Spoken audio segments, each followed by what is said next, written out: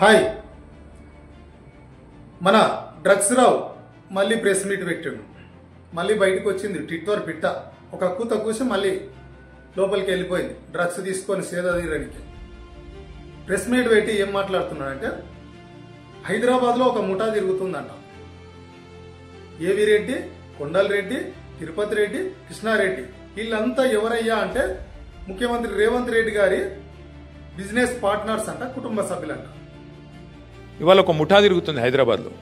ఆ ముఠా సభ్యులు ఎవరెవరయ్యా అంటే ఏవి రెడ్డి, కొండల్ రెడ్డి, తిరుపతి రెడ్డి, కృష్ణారెడ్డి వీళ్ళెవరో కాదు, అంతా ముఖ్యమంత్రి గారి బిజినెస్ పార్ట్నర్లు, ఆయన కుటుంబ సభ్యులు.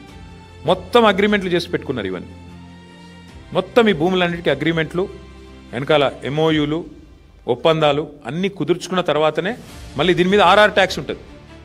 ప్రతి దగ్గర ప్రభుత్వానికి వచ్చేది 30%, మళ్ళీ తర్వాత 60%, 70% రేవంత్ రెడ్డి గారికి, కాంగ్రెస్కు ట్యాక్స్ కట్టాలి, కప్పం కట్టవలసిందే. ఈ లెవెల్లో అంటే ఒక 4-5 లక్షల కోట్ల భూములకు వీళ్ళు పెట్టిన టెండర్ ఇది.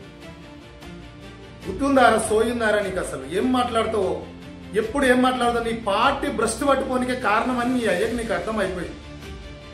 నువ్వు మాట్లాడే పనికిమాలిన మాటల వల్లే ప్రజలు మిమ్మల్ని తన్ని తరిమేసింది. అయినా బుద్ధి రాలే నీకు. ఇంకా రోజుకొక కొత్త వివాదం. అరే, అన్ని అగ్రిమెంట్లు చేసి పెట్టుకున్నారు ఈ రేవంత్ రెడ్డి వాళ్ళ కుటుంబ సభ్యులు అంటున్నారు. అగ్రిమెంట్లు చేసుకుంటే నీ అబ్బాయి జాగిరే మనం చూసుకుంటున్నారా? వ్యాపారం చేసుకుంటున్నారు, రియల్ ఎస్టేట్ డబ్బులు పెట్టుబడి పెట్టిండ్రు, అగ్రిమెంట్లు చేసుకున్నారు, రిజిస్ట్రేషన్లు చేసుకుంటారు, వ్యాపారం చేసుకుంటారు. నీదేం పోయిందిరా? నీలాగా, నీ అయ్యలాగా నీ కుటుంబం దోసుకున్నట్లు ధరణి అని ఒక యాప్ తీసుకొచ్చి దళితుల చేతుల్లో, బడుగు బలహీన వర్గాల చేతుల్లో ఉన్న భూములన్నీ తిరిగి దొరలకు అప్పచెప్పి వాళ్ళ పేరు మీద నుంచి మీరు కమిషన్లు దొబ్బి తిన్నట్లు అనుకుంటున్నావా వ్యాపారం చేయడం అంటే? అయితే ముఖ్యమంత్రి అన్నదమ్ముళ్ళు అయితే వ్యాపారాలు చేసుకోవద్దా? వాళ్ళ బతుకోవద్దా? ఆర్ఆర్ ట్యాక్స్ అంట. నీ అయ్యా ట్యాక్స్, నీ ట్యాక్స్ కట్టించుకున్నప్పుడు తెలియదా ప్రభుత్వానికి ఒక ట్యాక్స్ అనేది ఉంటుంది, కట్టాలి అని చెప్పి?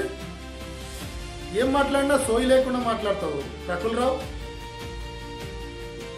నీవు దోసుక తిన్న లక్షల కోట్ల సంపద, ప్రజాధనం, తెలంగాణ సంపద, నీ అయ్యా తెలంగాణ దోపిడి దొంగ. నీవు మోచేతి నీళ్ళు తాగిన ఇంకా ఏమంటారు, చెంచాగాడివి నువ్వు.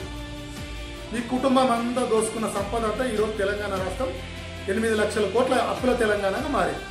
వ్యాపారం చేసుకునే వాళ్ళని బెదిరిస్తారు, రియల్ ఎస్టేట్ చేసే వాళ్ళ దగ్గర కమిషన్లు కావాలి మీకు, అవన్నీ బంద్ అయిపోయినాయని కండ్లు మండుతున్నాయి మీకు. ఇప్పుడు హైడ్రా తెస్తే కండ్లు మండే, ప్రజలకు ఏదైనా మేలు చేద్దామని ముఖ్యమంత్రి గారు ఏదైనా పని ముందలు వేసుకుంటే కండ్లు మండుతాయి. ఎక్కడ ముఖ్యమంత్రికి పేరు వస్తుందో, ఇంకో 10 ఏళ్ళు 20 ఏళ్ళు ఆయననే ముఖ్యమంత్రిగా ఉంటాడో, మేము చేసిన అంత అవినీతి అంతా బయటికి ఎక్కడ తీసుకొస్తాడో, మమ్మల్ని జైలు వేసి ఎక్కడ చిప్పకూరు దింపిస్తాడని పడుతుందా?